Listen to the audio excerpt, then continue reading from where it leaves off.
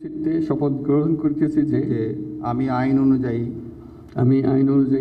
অন্তর্বর্তীকালীন সরকারের প্রধান উপদেষ্টা পদের কর্তব্য বিশ্বস্ততার সহিত পালন করিব।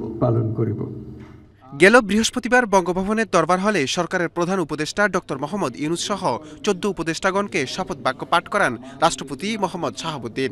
এদিনে দেশের বাহিরে থাকায় শপথ নিতে পারেননি 3 উপদেষ্টা। এবার মাননীয় উপদেষ্টাগণকে গোপনতা শপথ পাঠ করানোর জন্য মহামান্য রাষ্ট্রপতিকে বিনীত অনুরোধ জানাচ্ছি।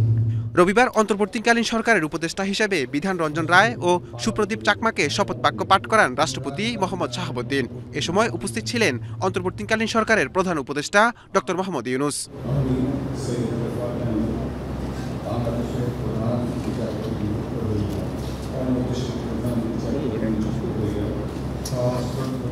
এর আগে নবনিযুক্ত প্রধান বিচারপতি সৈয়দ রিফাত আহমেদকে শপথ বাক্য পাঠ করান রাষ্ট্রপতি।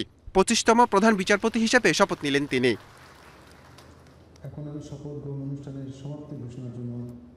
তবে দেশের বাহিরে থাকায় আজকেও শপথ নিতে পারেননি অন্তর্বর্তীকালীন সরকারের উপদেষ্টা ফারুকী আজম। ফলে সব মিলিয়ে এখন পর্যন্ত অন্তর্বর্তী সরকারের আকার প্রধান উপদেষ্টা সহ 16 জনে দাঁড়িয়েছে। নূর মোহাম্মদ ভূঁইয়া, এশিয়ান টেলিভিশন, ঢাকা।